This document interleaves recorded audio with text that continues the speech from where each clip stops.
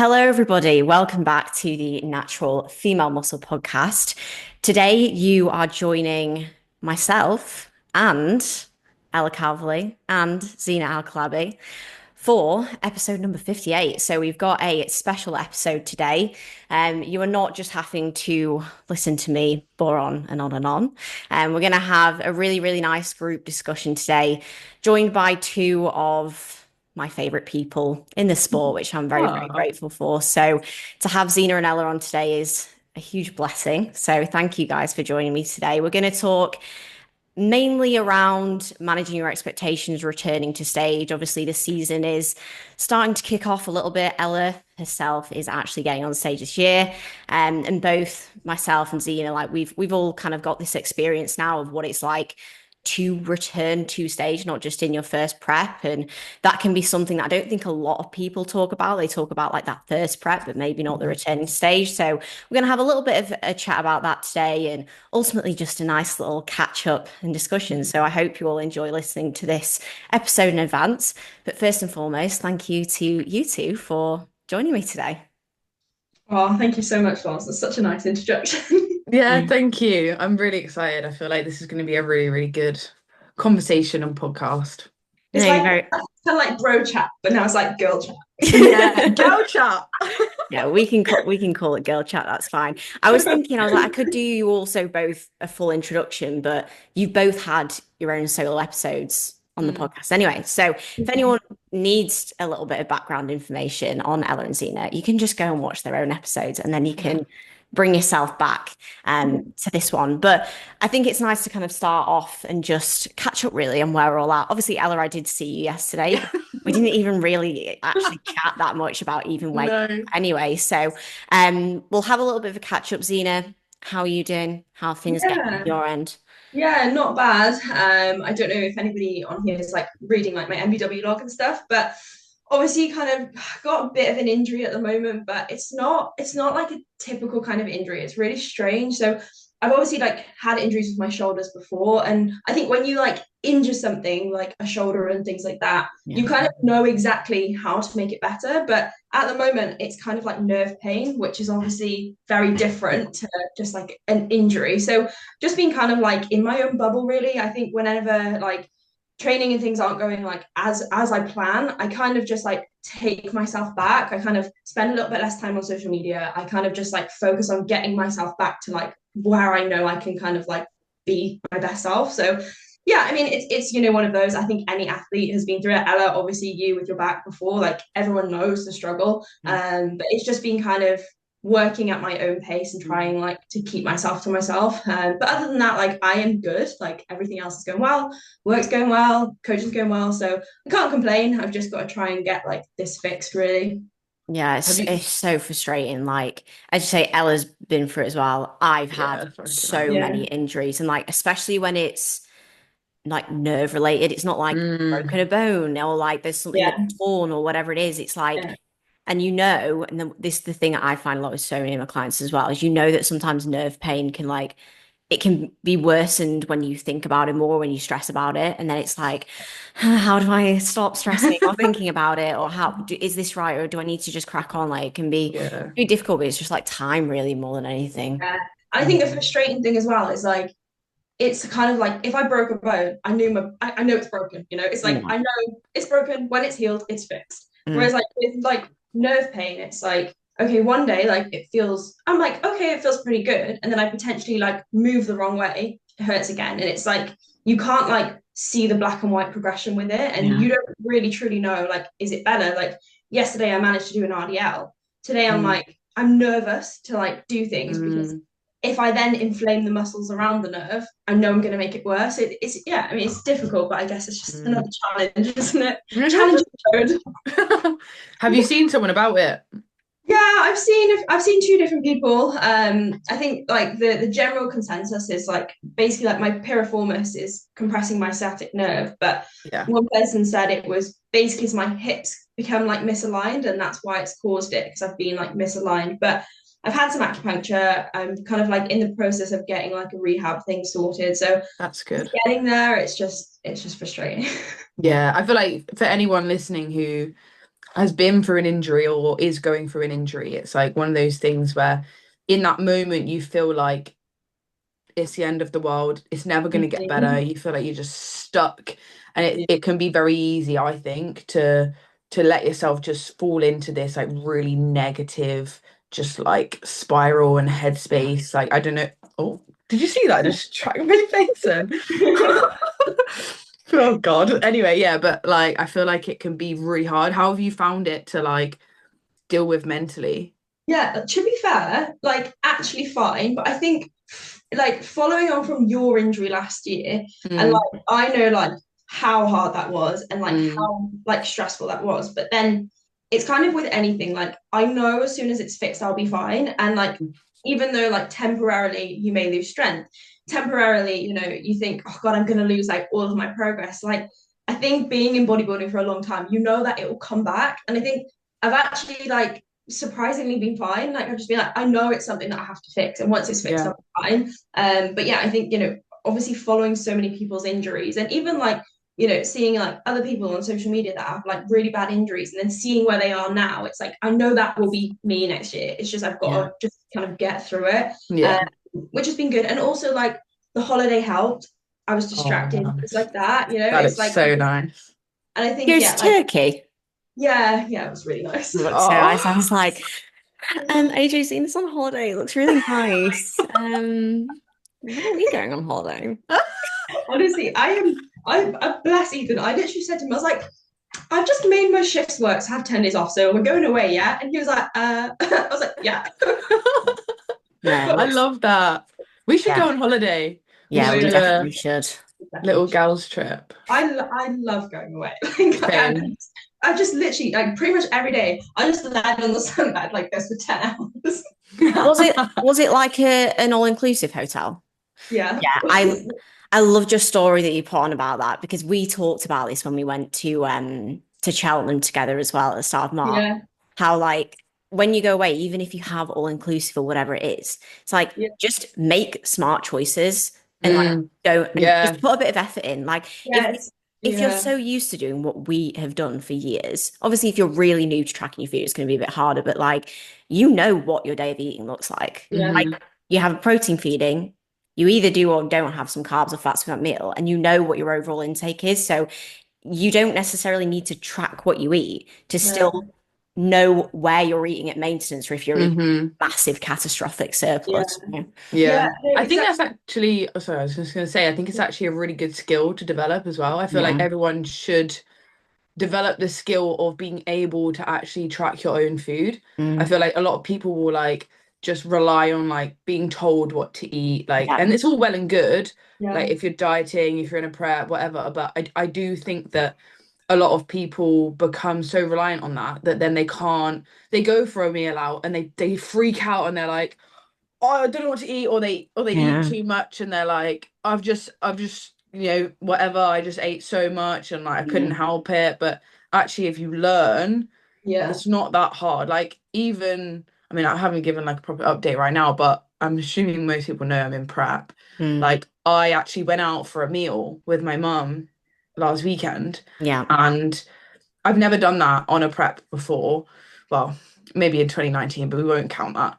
Um, but like I feel like my mindset at the moment with it is so different. And actually, like you can do some things like that, obviously not every weekend, Mm. but the way that I navigated it actually kind of made me realize like actually it's fine to do that. Like Yeah. you're not gonna just like lose all of your progress and get really fat because you've had a different meal if you actually like track it or loosely track it or work it out in a way that can fit within your calories. Yeah, literally. Like I did obviously before I was with AJ, so like the Mm. 4 or 5 years before that, I never had a meal plan. Both of my Yeah. preps I macro tracked, all of my off seasons I macro tracked. I think like you said, it's just such a good thing to be able to just know how to do because then as well, like you can just adapt yourself to like any situation. And like don't get me wrong, like I enjoyed like pretty much dessert after every meal. I wasn't a dick, you know what I mean? I tried a Mm, bit of like loads of different things and I was like, okay, but this meal's just chicken, or I'm gonna go and just get a protein shake for this meal because I don't need a meal right now, but I want to get my protein. So yeah. yeah, I mean, yeah, it's definitely for anyone listening. I think it's a skill you need to just like learn to be able to do, just to even get through, just like, for example, if you go, to any social events and things like that, where you don't need to kind of take a meal with you. It's just Mm. knowing how to like just stay on the right path. Yeah. Yeah, definitely. I think you realize as well, it's like food is also just food. Like Mm. so many people are either married to like one, like a number, or like literally what is like written down on a piece of paper, and they can't just be present with like the physical like food that is in front of them and like making a choice with that. Which yes, it is why like gaining that understanding definitely makes a huge difference. And I'm glad to hear that you did that as well with your mum, Ella, last week. Because I think a lot of people don't realize that on prep, especially, you can do things like that until you're probably like in the final stages. Like even I went out in prep last year when I was like 12 weeks out for my brother's birthday. Like we went to Ivy Asia. And Mm. bear in mind, I was eating, most people know my diet in prep was pretty low. So I was only eating like basically protein veg, but you can still go out to a restaurant. And I literally Mhm. ordered sashimi. So I just had tuna and I just had a side of vegetables. Yeah, It's like literally. you can literally do that, it's not Yeah. the end of the world at all. And you can also ask, like, this is what, well, this, I guess like it might be quite useful to kind of talk about what I actually had, Mm, because I think a lot of people are like, oh yeah, you go out for a meal, but like what do you actually ask for? Because yeah, I know, and this is where I am a bit of a foodie, like I love food, and I would love to have just gone and like, just had everything I wanted, but I yeah, know that like right now that's not going to be feasible and that's going to be a bit stupid. So what I actually did was, you can look at the menu obviously before if there is one online, but we went to the Miller and Carter oh, because nice. I know, wanted to go somewhere that was like you know I'm not going to go to a restaurant that's going to have like a load of like greasy burgers and stuff, because Yeah, that yeah. also isn't sensible. So the Miller and Carter is like a nice restaurant that my mum also loves. So I just had like the fillet steak, and obviously like the fillet steak, it says how much it weighs. It's like Yeah, eight yeah. ounces, so you can quite easily track that. And then I chose to have the baby potatoes over like the chips, and just said to Mm. them like, can you just not put the butter on the baby potatoes? And just got the side of mixed veg and shared that with my mum. And then obviously it comes with lettuce, which is like nothing. Yeah. Did you not Um, track the lettuce, Ella? oh no, sorry. We're bad And then Yeah, I just got like, because obviously you get to choose like a dressing for the lettuce. yeah. So I just chose like the vinaigrette, which was like the lowest in calories. And then had a little bit of like the peppercorn sauce. So, oh, Hello. hey AJ. Brilliant. But yeah, like it actually was so, it was nice to just feel like I was in a bit of like normality for a little Yeah. bit, and actually just like have the meal knowing, okay, like I've pre-planned for this. I can actually just enjoy it with my mum. She can get what she wants, and we can kind of just enjoy this experience together, instead of like feeling like I have to sit there and watch her eat, or sit there and feel like I can't have something, because it doesn't have to be like that. Yeah, I No. think also in like those situations, like the mental kind of like relief that you're Yeah. having is actually kind of like more than the potentially like few extra calories. It's like for some people, like they need those in contest preps. And it's like Mm. sometimes like that going out and just having like a stress-free evening actually just does like the world of good. And it's maybe something that like I would consider, like I've been in the two preps I've done, like I've not done like a single gram off track. Like I haven't gone out for a meal and things like that. But it's definitely something like that is like opening up possibilities. But I agree with you, Ella. Like you have to be the right kind of person at the right phase of your kind of like bodybuilding journey. Because a lot of like first timers and things, they just wouldn't be able to cope with that, and it No. would add more stress. But if you can get Yeah. to the point where you can do those with not adding stress and actually taking your stress away, then it's obviously Mm. more beneficial.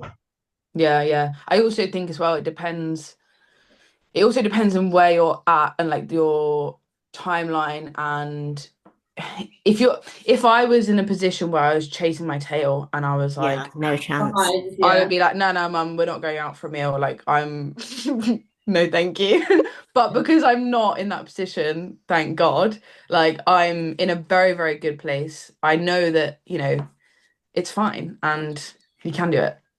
Yeah. Yeah, it definitely does depend. Because, like, even I've got some first timers who are in a really good position, and I've suggested that idea to them because, especially if they have like partners or family who aren't involved in bodybuilding, Hmm. it can be really, really helpful for them to do stuff like that. Like, go out for a steak or go out for a Nando's. But, like, I suggest the idea to them and they'll freak out, especially because a lot of the content that they've maybe seen. Bye, AJ.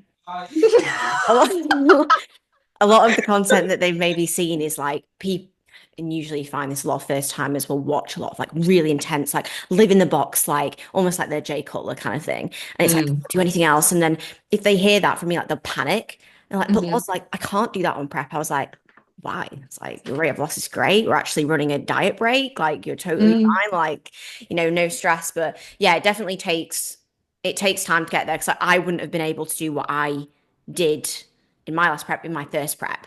Like in Yeah, my first yeah, prep, same. I think I had this is the same thing. I followed a meal plan always, and like my Mm. plan was steak. If I didn't have steak and I only had mince, I'm like, Yeah.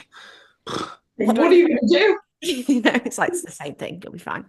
Um, but yeah, that is a great example. It kind of obviously brings us on to a bit of an update for you, Ella, because Mm. I say you in your second prep now are able to kind of do things. Although it is kind of like your third prep, although Yeah. this prep doesn't really count. But like, just run us through like where are you at and like, how are you feeling at the moment? Yeah, so I've been in prep for 12 weeks now, which is Crazy. crazy. I like it doesn't feel like I've been in prep for 12 weeks, but at the same time it also kind of does. Mm, But it's honestly just been so smooth, like so smooth, so enjoyable, very, very different. And I've said this, I feel like I've said this so many times to various people, but it honestly feels like just a complete different prep this time round. I'm a very different person to the person I was in 2021 when I did that last prep. And, not just as like in my life, but also, in my training and my maturity as an athlete, my maturity as a person, the people I have around me, like the way that I'm approaching everything is just so different. And I've really, I think in 2021, it was, yes, it was my second prep, but it was also like the first prep that I'd done that was really like, I don't know, like properly planned and like I was ready for it and knew what I was getting myself yeah, into. So that prep, I think it was all just very exciting. And I just honestly was like, yeah, like everything I was doing, I was like questioning or like double checking with AJ or updating him probably a bit too much. I think you'll yeah, probably say, like, whereas this time I know what I'm doing. I think it helps that I have been coaching other athletes as yeah, well. So like I know what I need to update AJ with. I know what I need to just crack on with. But equally, I think my mindset has been very different as well. Like mm, even just with training. And I think it does really help seeing AJ going through his prep himself as well and seeing how he's like been able to really like actually hold on to his strength. And yeah, I think that's a good way of like comparison in bodybuilding. Like I'm looking at AJ and I'm thinking, shit, like he's holding on to his strength really well. Why can't I do that? I mm, can do that. So then I will just like reinforce like a lot of positivity. And as a result, I think it's really paid off. It definitely helps that my start position was also good because again in 2021, and I was saying this to Loz yesterday, I think AJ tried to set me up and it's like I just didn't really know. I just didn't really know what he was doing. I was like, why are you doing a diet phase now? And I think the mindset I had around dieting then was very different. I was very much like, I love food. I can't wait to get out of this diet. I can't wait to have a pizza. I can't wait to do this. I can't wait to do that. And that thought of like prep starting soon, so I need to get it out of my system. Like yeah, I need to do all this now. And I completely like cocked up in the period of time in between, which then meant that my start point for my prep in 2021 was not great. I think I gained I think AJ dieted me from like 80, 82, 83 kilos down to like 76 and I think I gained it all back. yeah. It happens. So I've honestly I've seen it with clients that I've had as well, and it can happen, especially in that first time situation. Mm, I think when you know you're going into a big diet like that and you've never done it before, you can panic yeah. because you're like, oh my God, like I have all this time. Whereas when you've actually been through it, you know, like the prep flies by and the Yeah, food's always going to be there, you know, and exactly. it definitely changes that a lot. Yeah, but it's kind of highlighted to me as well just how important it really, really is to start in a good position, Mm. because if you don't, it can be a very different experience. Yeah. Like, Yeah, I'm just like Loz will nodding. know that. Yeah. No, but like, I think I'm comparing it now because I'm getting to a point now where I'm starting to get body parts in similar condition to what I was on stage, but I'm feeling very different. Like, I remember being at points in my prep in 2021 feeling like death. Yeah. Like, I was just like walking zombie, no emotion, just I felt like shit most of the time.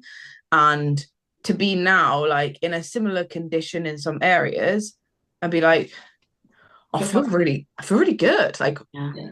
this is weird.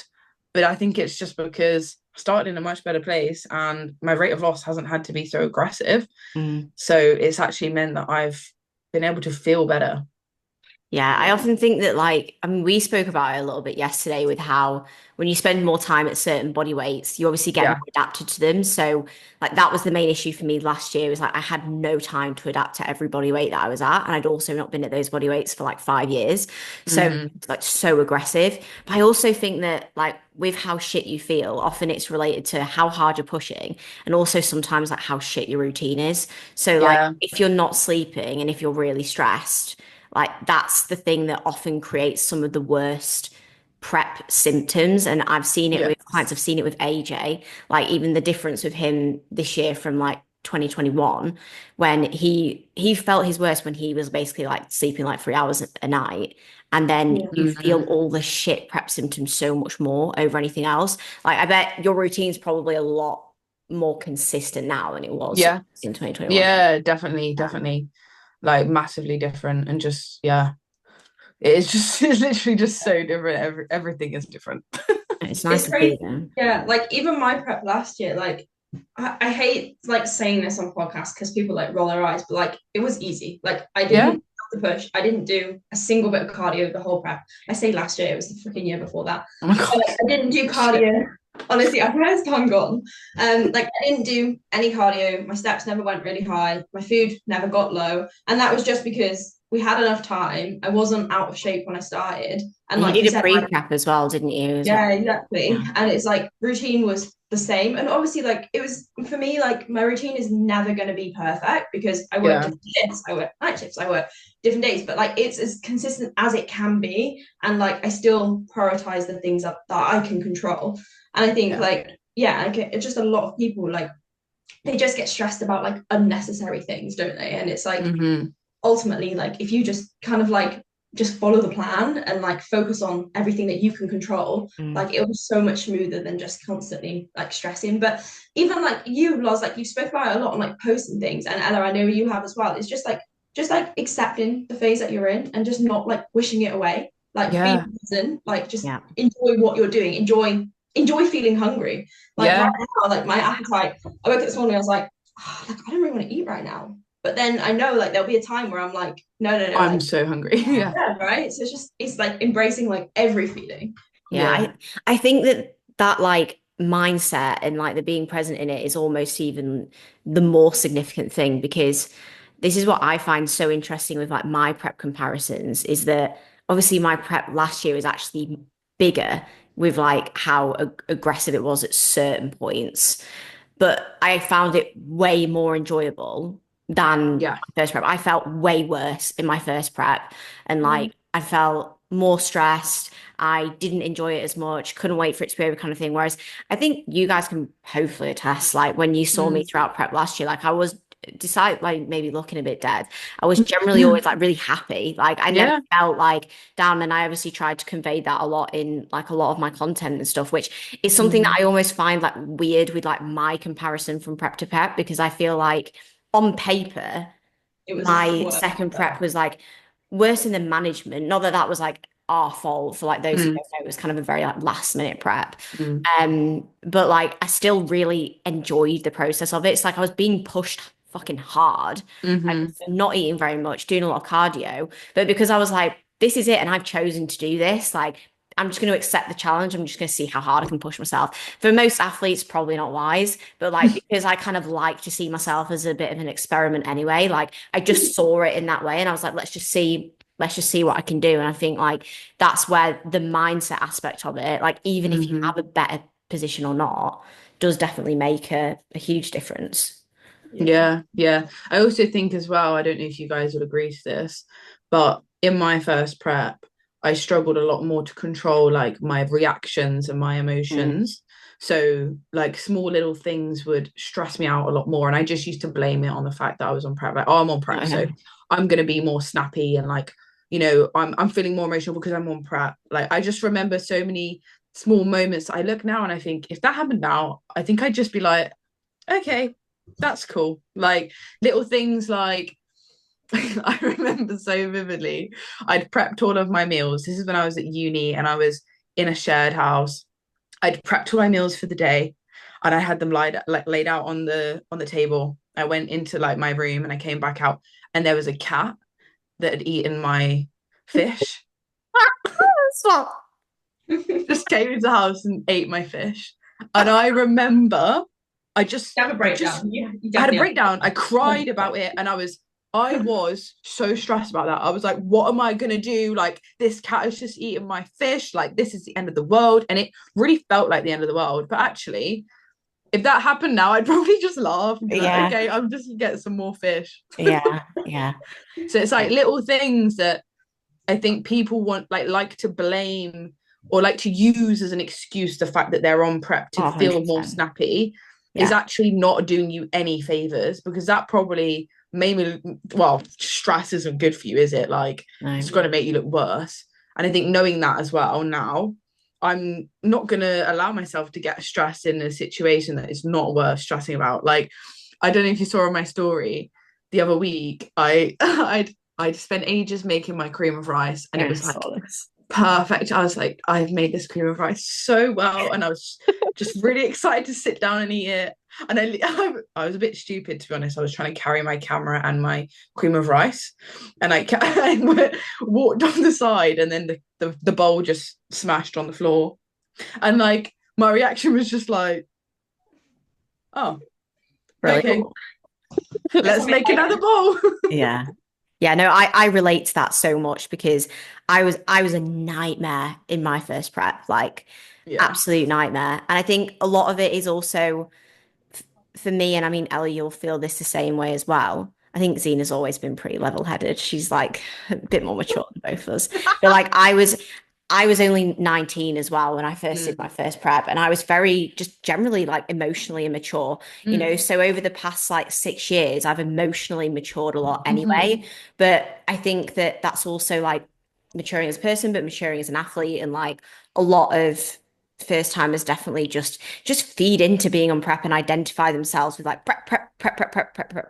And it's like just be present and like put prep to the side and just like assess your reaction right now. Like, Yeah. is this necessary truly?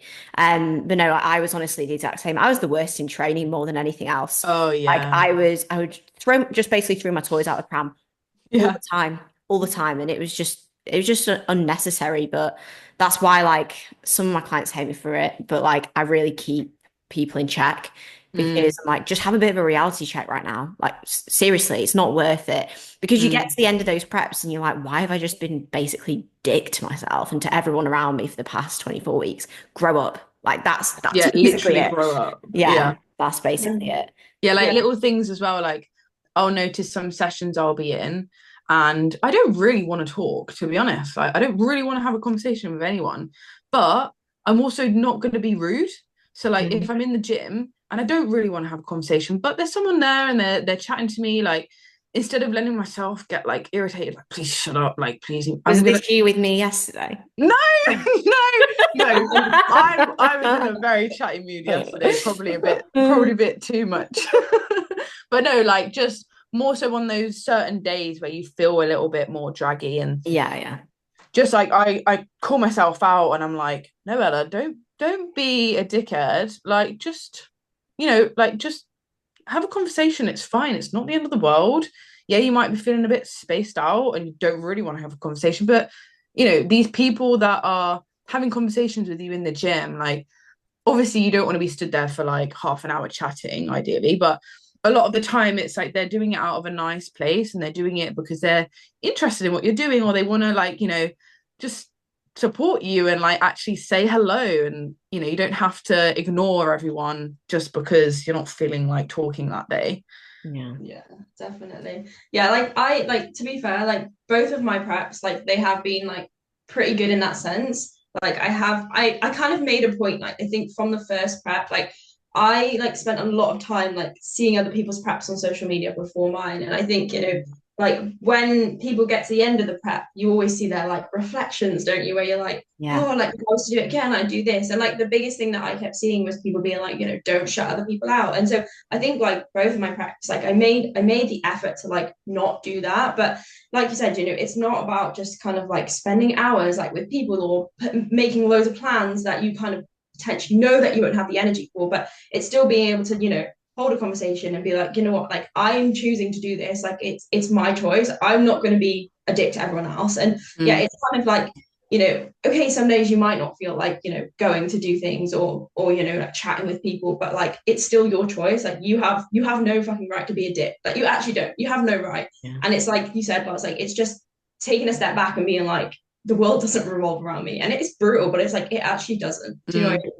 It's like, you're choosing to do this. Like everyone around you loves you, cares about you. Like don't shut them out. And I think that's definitely a reason why I think like I've mentally stayed like pretty sane through my preps as well. Is like I haven't made it about me because it's like it's not. Yeah. Yeah, absolutely bang on with that. I think I don't want to, I know we're obviously talking about like first timers and then coming into second preps and things, but I do want to really, really touch on the main point that I think, like I said, I mentioned at the start, now that we're like 40 minutes into this episode, is actually more so, I suppose, like expectations and how those things do change though from season to season, which is yeah, we can talk about actions and things all day, but a lot of the times prep and bodybuilding is kind of like as it is a competition at the end of the day, and we have mind games like with ourselves throughout. So I'd be interested to know what both of your experiences have been like so far with how you've seen that shift from season to season. So like Zena, I'd be interested to like start with you with how that changed for you from having what was a very, very successful first season in terms of trophies and placings, another very successful second season, but with obviously some different results to maybe what you would have liked to have had. And then now obviously kind of coming into what's going to be maybe your third season in the future and kind of like how you've seen your view on like expectations and pressure and placings and things like that change a lot throughout your journey. Yeah, no, definitely. So I think obviously coming from like my 2020 prep, like I won every show I did. And it's like on paper, it's like, oh, like, you must have so much confidence. But like those are the people that like truly know me. Like I'm not a very confident person, like in my own abilities anyway. So I think getting complacent for me was never going to be something that I would have a problem with because like every single day, like I know, and I think from doing sport from like a young age, like people are constantly chasing you. Like you can get outworked. And like that was always something I think from my first prep into the off season, into my second prep, I like never let that slip. Like I always knew that kind of like I had to just like keep going, keep going, keep going because every single person is beatable. Like I'm not stupid to know that. I know that. And don't get me wrong, I wasn't kind of entering the second prep thinking, oh, like I'm gonna get beat and getting down by it. But it's like I need to kind of like work for this. And I think going into the second prep, like I obviously had like a very long off season, which helped. I think obviously both of you know, like taking a long period away from the stage just mentally prepares you for like the next time round. And during that kind of like time off the stage, like I never let myself feel the pressure of like the return because I never really like hyped it up. And I think a lot of people like, and a lot of times I see like people going wrong on social media is like talking about everything like I'm gonna get on the stage next year. I'm gonna do this. I'm gonna do that. And like I never did that. Like I just got on with what I was doing. And like even when I started prep, I didn't make like a huge deal about it. I didn't put loads of my pressure on myself. I didn't tell anyone my shows. And that wasn't because I was like gatekeeping and I was hiding what I was doing. It was like I don't want that pressure on me until I'm in a place where I'm like happy to share that. So it was kind of like before the prep even started, I set myself up not to have pressure on myself. So, and then during the prep, obviously, like some days it's inevitable. You're going to like compare yourself to like your previous self. And, you kind of maybe look at photos and think, oh, have I even improved? But it's kind of like just trusting the fact that you've done everything and there's no way you can't be better, right? Yeah. And I think it's kind of like knowing that I did everything that I could, that again took the pressure off. And then kind of like going towards the actual shows, obviously when I knew the exact shows that I was doing and I was happy to share them, I think I was like 9 weeks out when I shared the shows that I was doing. And then on the show days and things like that, just kind of like keeping myself to myself again. It's like, I love chatting to people. I love like talking about things, but it's just kind of like compartmentalizing yourself. And that for me really helped. Obviously then going into the shows, like the season started off really well. Again, kind of like won the figure categories pretty much in all of them, apart from then the UKFBA finals, where I had planned my year to then go internationally. And that wasn't me being like, I'm going to win, because I never think I'm going to win, but like, I was like, I would like to win. Well, yeah, that's obviously your goal, isn't it? Right? Everyone wants to win. I would be stupid if I was gonna say, oh, like it's okay, like I'm okay to come second. Like no. So like I planned the year so that if I won, I could go abroad, because obviously my job isn't flexible. I needed the time off to plan. So obviously then going into that UKFBA show when I came third was the first time I'd ever been beaten in figure. And it wasn't like, it was kind of like, do you know what? Like it's sport, At the end of the day, I wasn't what the judges wanted on the day. And I was really weirdly, surprisingly okay with that. I was like, I know on that show day, I could not have looked any better than I did. My prep was executed perfectly. I know that what I presented that day, I was so proud of. Yeah. And even though the result on paper was like, okay, it was not what I wanted, I can't go abroad, I have to go into an off season, it kind of like gave me like a different sense of fuel to come back better. And like this off season obviously has been different. I had a coach, AJ. I didn't have a coach for my other off seasons. So it's like, I think losing or not placing first teaches you way more than winning ever will. And that's something I live by. So I think it's the best thing that could have happened to me for sure.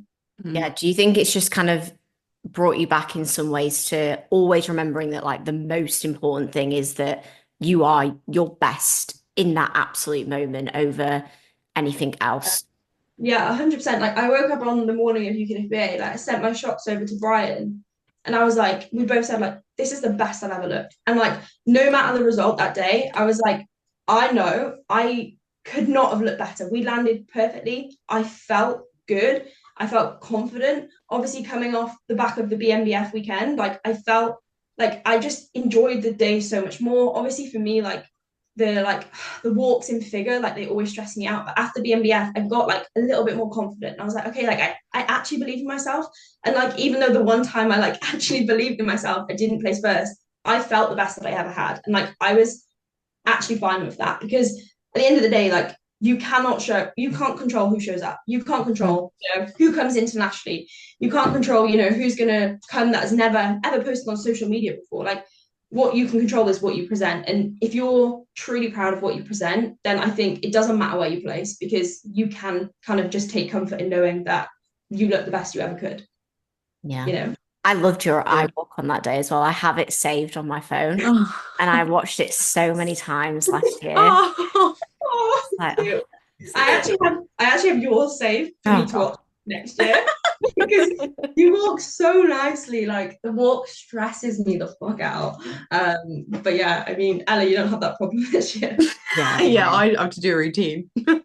That's fun though. Yeah, but I love that. Like, this is why also doing women's physique feels so much more like me, because I think maybe differently to you guys. Like, I come from a performing background. Like, my childhood growing up was gymnastics, cheerleading, dance. Like, I have done that my whole life.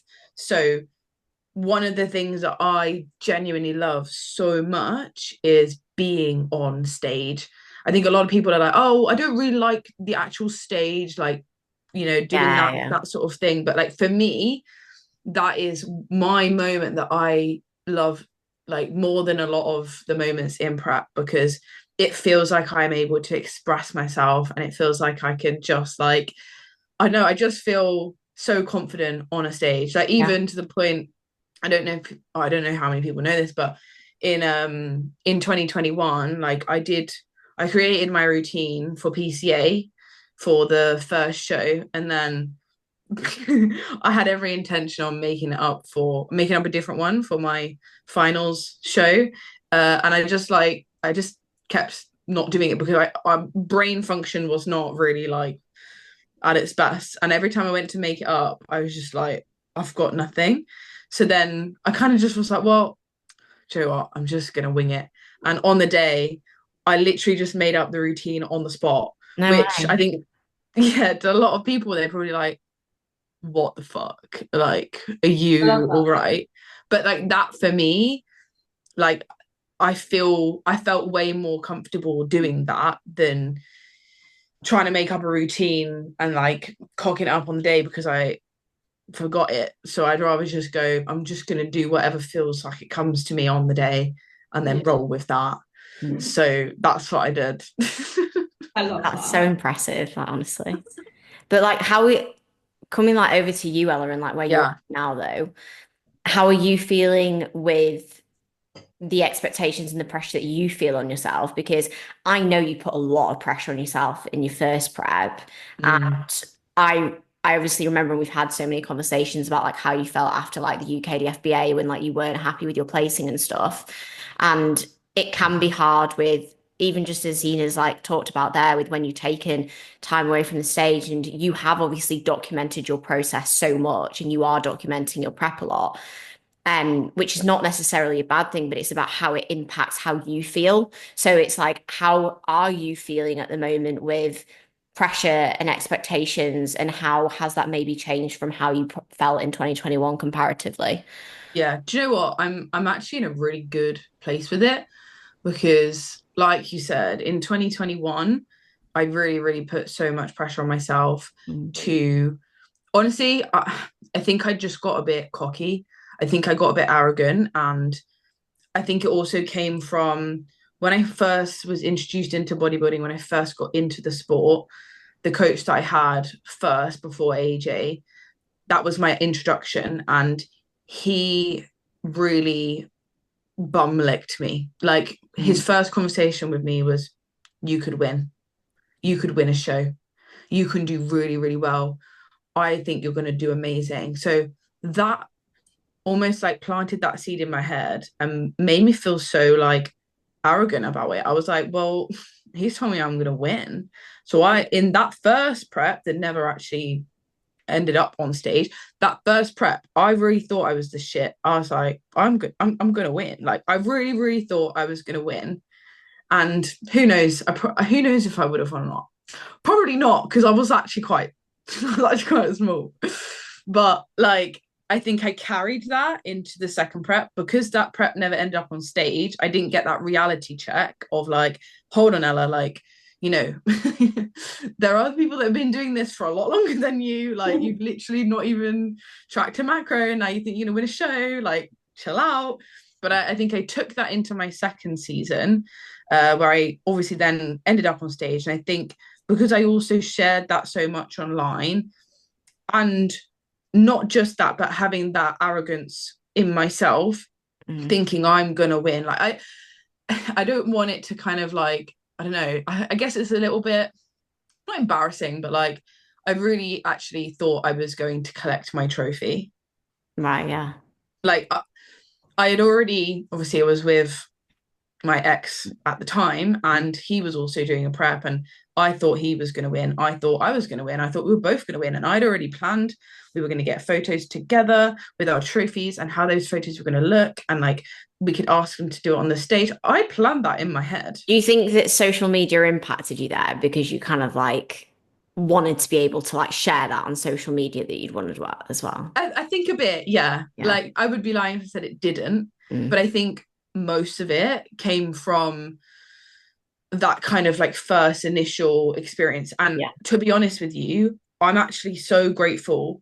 Obviously, I would have loved to have won. Don't get me wrong. I wanted to win, but I am actually really, really grateful now that I didn't, because it really just brought me back down to earth, and it humbled me in the best way possible, because it made me kind of realize like, oh shit, like, well, you're not the shit.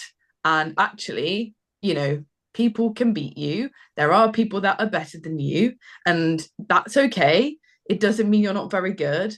But I think that also has now helped me coming into this season and being able to have a very different like perspective. I will always be someone that wants to win. Like, that's in me. Like, I grew up doing sports where it was competitive. Like, I'm a competitive person. If I play a board game, I'm winning that board game. I don't care. Like I that, think we I'm all winning. naturally have that a little bit with like our background in sport and just Yeah. mindset as well. It's normal, So isn't it? like, I'd be lying if I said I wasn't going into this season wanting to win.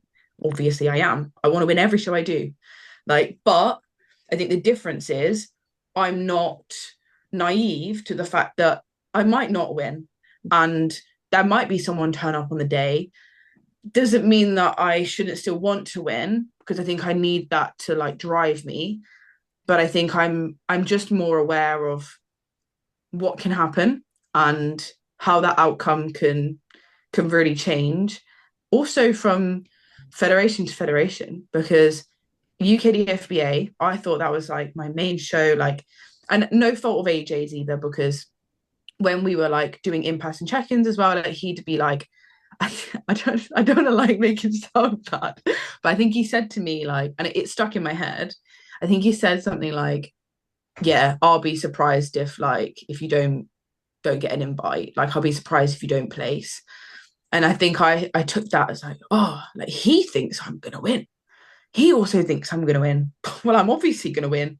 So I think like, yeah, this time round I'm just aware of that, because when I did that UKDFBA show, came forth, I literally remember crying off the stage. And I think you were there, Loz. I don't know if Zena was there. I Zena was remember. there. Oh, trust AJ me, was I there. remember a lot. And I had to do the PCA show the day after, I'm which not gonna do PCA. I was like, you are. I was like, you will. You'll get over it. I remember thinking like, if I can't win an actual show, I've got Yeah. no chance doing an untested show. What am I doing? I'm not doing it. But actually then I think going into that show, because I'd kind of thought, what, I've got no chance. I just took all pressure off myself. Yeah. I thought, I'm going to just enjoy this because I don't think I'm going to win. And actually, I won, which was great. It was the icing on top of the cake. But like, I think it showed me that, okay, just because you don't win in one federation doesn't mean you're not good, doesn't mean that you can't win at all. It just means that that's just what happened on the day. That's who turned up on the day. And like, that's fine. What they were looking for. Like, they were obviously just looking for different things. Like, PCA is very different, and it obviously suits you in the fact that it's like more kind of like dancey, isn't it? Yeah, like, yeah. It's very kind of like, they like it basic. They don't like you kind of over kind of sharing yourself almost. They don't like fancy transitions, whereas PCA love that. And like, even just seeing you on the PCA stage in that kind of season was like, she's more comfortable there. You know what I mean? Yeah. So yeah, like, federations want different things, and I guess that's just like, it's a benefit, because you can kind of find where you suit best in each season as well. Yeah. And I think this time round as well, I love sharing my journey online, and I think I wouldn't feel like it was me if I wasn't sharing everything. But I think it's just knowing how to handle that. Like, I don't care what people say. Like, I don't care if people think I'm going to win. All I care about is what I'm doing and how I'm handling it. So I will always continue to share that. Like, every part of the process, I'll share as many physique updates as I want, because I like doing it. I like sharing the journey. I like looking back at it. I like people. I don't do it because I want people to like tell me I'm amazing. I do it because it's something that I feel like, I don't know, people can follow along with, So Yeah. then they feel like they've been through the whole journey with me, and that can hopefully inspire some people as well, because that is at the end of the day why I post what I post on social media, to hopefully inspire people. So for me, sharing it online, like, because I know obviously some people choose to not share it too much, choose to not, obviously, like you said, Zena, like not sharing your shows. But like for me personally, that is like something I love to do. So I don't find that there's pressure from doing that, especially this time around anyway. Yeah, no, for sure. Like, I would never be like a fully secret prepper, because as well, I couldn't. I love, like, even now, like if I'm like sat there on an evening, I'll go stalk my own Instagram. I'm like, oh, like, remember that? Like, remember that prep? I remember that day.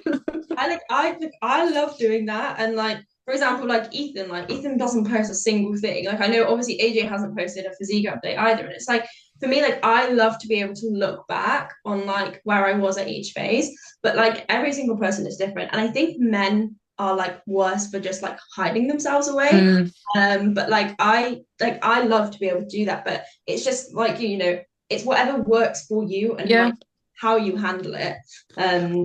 I think I would actually find it, this is just me personally, but I think if I kept it so much of a secret, Be harder. I think I would find that more pressure, because I would feel like people are like wanting to know what I look like because I've not shared it. So then there's this pressure of like, people are like, what's she look like? Like maybe it's because I like to know what people look like as well. So like when I was like, obviously knowing Ethan was stepping on stage, I'm like, what does he look like? I want to know. I want to know what, how lean he is his glutes in. Like, so then when he steps on stage, I'm like, what does he look like? And I think I know that that's what I was like. So knowing that there could be other people feeling that, I think that would get in my head more than if I was to just like post a physique update every single day and everyone knows what I look like already. Some people love that though. It's like AJ is obviously not sharing anything. Yeah. He loves that because he wants people to come and see him and be inspired by what he shows in real life. Whereas like I'm like you, I'd fucking lose the will to live. I think I'd end up not stepping on stage because I'd be so stressed about what if people are disappointed. And like I even felt that a lot myself last year. Like I'm really glad that I shared a lot more. Even looking back now, I wish I'd shared more than I even did. But especially because I didn't even have time to like prepare and think about the fact that I was prepping. I didn't even know what to do because I was just kind of like thrust into the prep. But like I found it really difficult, and I don't think I even came to terms with like how I felt until like months after the prep. Like I found it very difficult managing like how much I shared and what pressure I did and didn't want to put on myself, because it was a situation I'd just never been in before. Like when I first prepped, nobody gave a shit apart from my mom, whereas like this time around, I had over 30,000 followers on Instagram, and I had, AJ, and I had NBW, and and I don't want to say people cared, but like no, people did. People had followed the journey, and people expect you to do really well. And like I have very honest like the thing for me is like, how you were saying, Ella, like with your first show, like you kind of expected to collect a trophy. For me, it's kind of like the opposite. Like I don't ever think that I will win. So like, and I don't know if I ever will.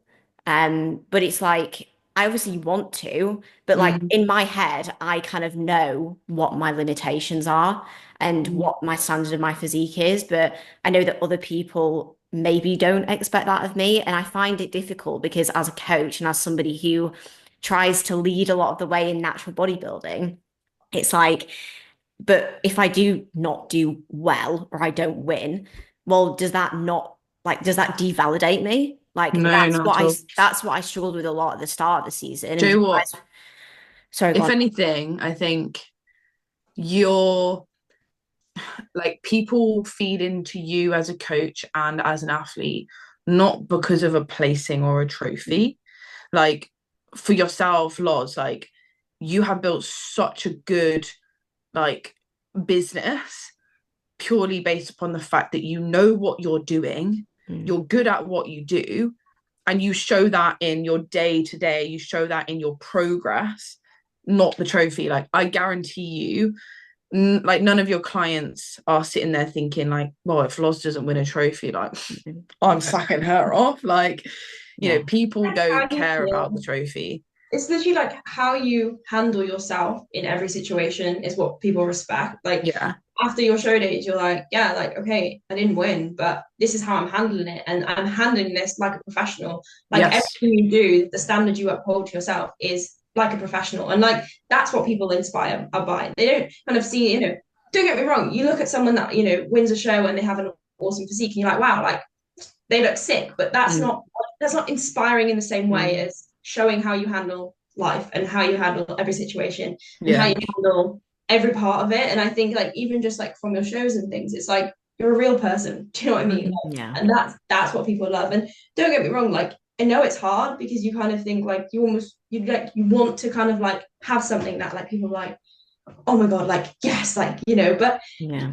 it's sport, isn't it? Like, and like I have every faith that your time will come. Like, Absolutely. it will. But like how you handle yourself in the meantime is genuinely what people respect. No, Yeah. I appreciate. Sorry, go on. No, I was just gonna say, like, being someone who's won shows doesn't make you a good coach or a good body. Well, I mean, I guess it makes you a good bodybuilder, but like, it doesn't make you qualified to help other people.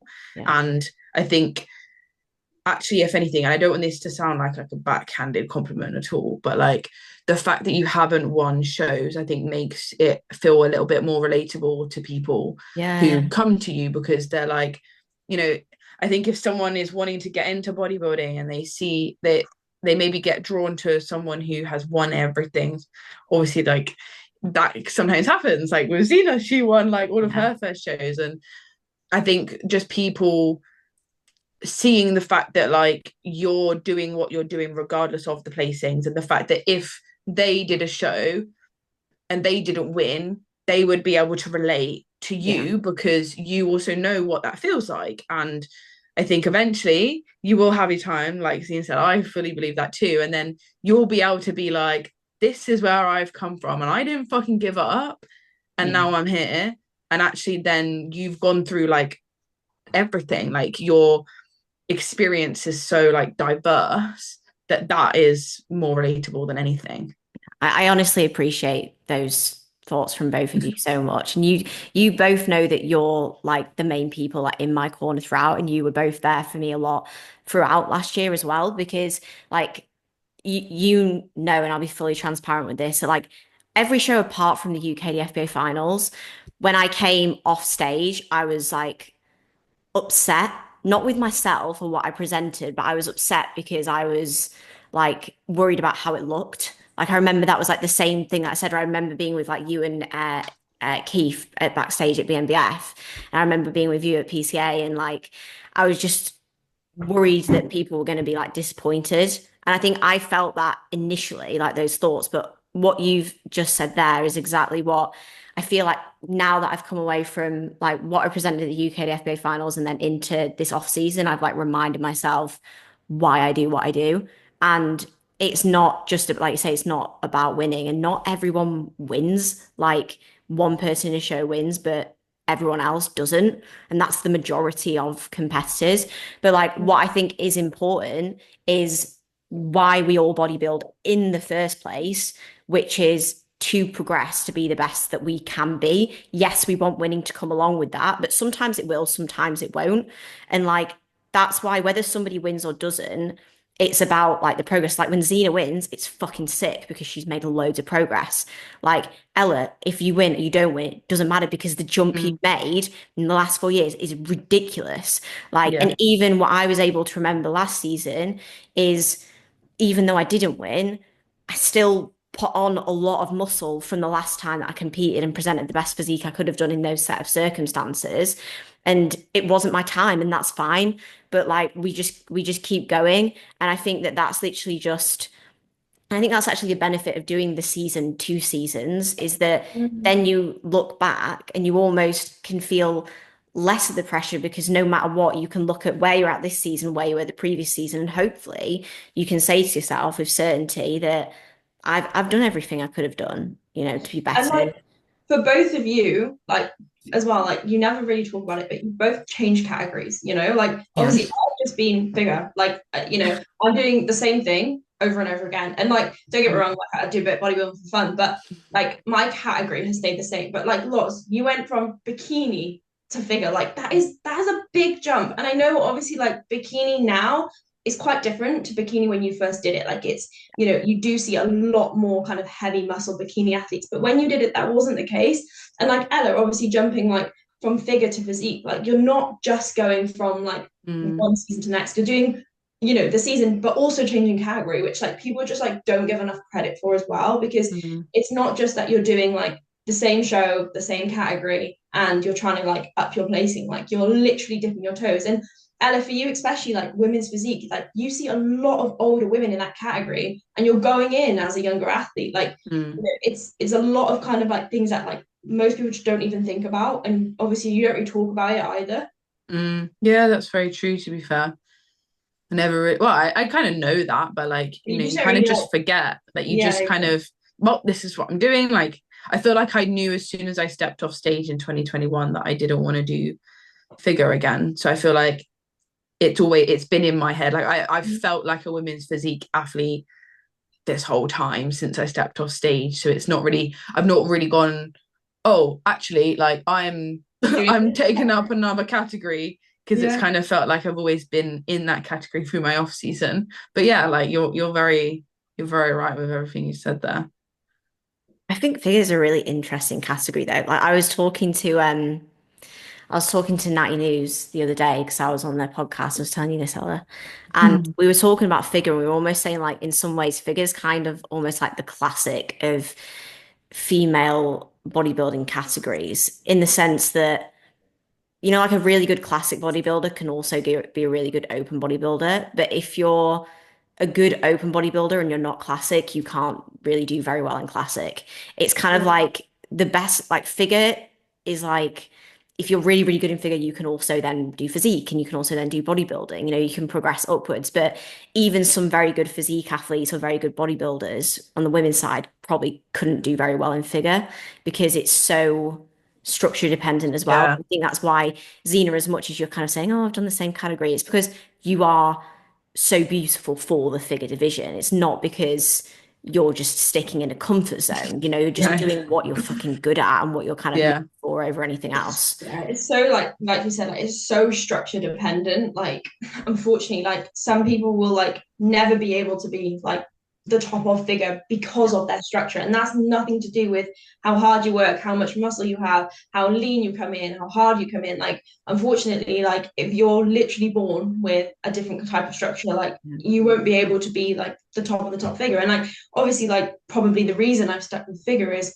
my shape is figure, and like I'm grateful for that, and I'm just trying to make that like bigger. But yeah, like it's hard, and you know, it's here. We could talk all day about the debate of like genetics versus like work ethic and things like that. But ultimately, like if you don't have the shape, you don't have the shape. Like I don't know what you guys think as well, but this is something that's also helped me so much over the years within my own journey is the more time that I've spent in bodybuilding and like Zine, you'll know this as a judge, as a coach, Ella as a coach, being at shows, like everything. It's like you spend so much more time like at shows, seeing different people win, different people lose, different shows go certain ways than others. Like you understand that there's like so many factors outside of your control as to like who is on the day. And you know that like sometimes someone will show up with crazy fucking genetics and they will win. Sometimes someone will do really well in one show and then they will not do well in the other. And sometimes someone who has worked relentlessly hard for years and years and years will win. But like it's like you understand there's so many parts of the puzzle that you can't change or control. And I actually find that that's something that's like very like freeing for me. Is like some people will worry like, oh, I don't have the genetics, I don't have this. I'm like, why are you letting that be a limiting factor? If anything, understand that they are parts of it. They are, but you can't change them. So use that as like a tool to your advantage to just focus on what you can do. Yeah. Yeah, definitely. Yeah, it just comes back like control what's in your control. And like I literally live by that saying, like in veterinary, in bodybuilding, in just life, is like if I can't control it, it doesn't matter. Yeah. Like genuinely, like it's just black and white. Like, can you control it? No, don't stress about it. If you can control it, great, do something about it. And like that's definitely something that's just helped me kind of like get through life. Yeah. Yeah. Yeah, Deep. I think we've obviously had a really, really good discussion there, mainly about like the changes in season. So thank you for like sharing all of your thoughts and experiences on that as well. I did just want to go through one question because most of the Absolutely. questions we've basically answered, but one person did ask about, this is kind of irrelevant, but they asked about in their first season, how many shows do you generally recommend doing? And what do you wish that you did more? Do you wish that you did less? And why? I'll start because I Mm. was different to you too, because I only did one show in my first season and I massively regret it. I wish that I'd done a natural federation. I wish that I'd done different federations because, as we've discussed, every federation is so different. And I think that you find where you enjoy competing more. So, like, don't just marry yourself. Like, even if you have the like IFBB dream or like whatever, still try different things because you might even just have fun or something. Hmm. So that's my thought. I know you guys did like a little bit more than me in your first seasons, right?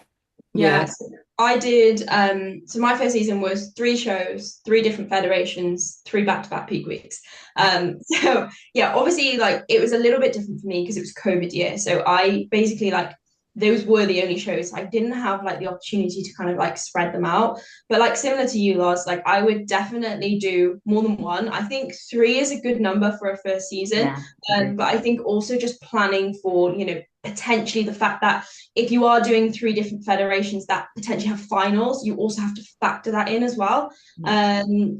And then yeah, like different federations for sure, definitely more than one show. And then just don't do too many. Like don't go the other way and be like, I'm gonna do 10 shows because ultimately, like especially in your first season, like you will just end up looking worse because you wouldn't be able to kind of like plan for like that. So yeah, I would say 3 to 4, potentially 2 different federations, and then maybe plan for a final, just in case. Yeah. Hmm. I think my perspective is maybe a little bit different. I think in the prep that I did that didn't end up on stage, I only had one show to focus on, and I genuinely didn't even think past that show. I was just thinking about doing the first timers, and I thought I was just doing one show and that was it. And then my second season, I think because it was a bit of like a slog. I think I was planned to do BMBF, UKDFBA, and PCA, but I had to pull out of BMBF. Well, I didn't even enter it, but like I had to disregard BMBF because I wouldn't have been ready in time. And then just doing UKDFBA and PCA, I came away from that season regretting not doing more than that, which felt like, okay, yeah, that was still 3 shows, but it just didn't feel like, I don't know. I think at the end I was exhausted and I was like, fucking hell, I can't keep going. And I remember someone saying to me, oh, I'm doing the WMBF, and I was thinking, can't think of anything worse than doing another show right now. Yeah. But now then when I looked back, I was like, I think knowing I was also going into a long off season, I was like, damn, I wish I'd just done a bit more. I wish I'd just done the WMBF It's because so easy to say that in hindsight, Yeah. though. yeah, but I think even if like I think for me, even if I knew that I wasn't gonna look my absolute best, I think I don't know, I would hate for someone to regret not doing something just because in the moment it was like, well, I'm not gonna look the best I can look, and it's not gonna, because at the end of the day, like you can't look your best for every single show, and you also can't control who turns up, like we said. So sometimes actually just doing it to experience it as well, I also am a big fan of. And I think when clients come to me and they want to do a lot of shows, I'm definitely a little bit more all for it, I think, because of my experience. But I also think that there definitely is a limit. I think it depends on each person as well. And I would definitely not recommend doing too many back to back. I think I think that's just something that I would definitely say is doing too many back to back peak weeks is hard. And but then also like doing multiple shows isn't, I don't think it's like a bad thing Yeah, if it's handled well. it's interesting you say that because after my second season, so the one I obviously just did, I obviously did like I planned to do the UKFBA show, then hopefully go away to Europe and then away to America. So after on that UKDFBA show day, like I never planned for that to be my last show of the season. Like it was never in the plan.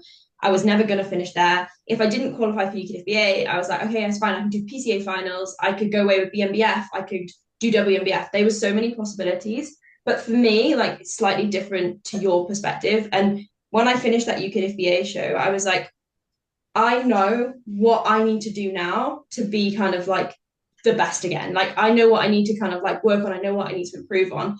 I also kind of was at the stage where I was like starting to resent prep a little bit. I was like, can't really be asked doing this, can't really be asked doing that. And I did consider, I was like, it's fine. Like I could potentially do WNBF, but I don't know how I'm going to look and things like that. And for me personally, like if I think there's a chance I would look worse, I wouldn't do it.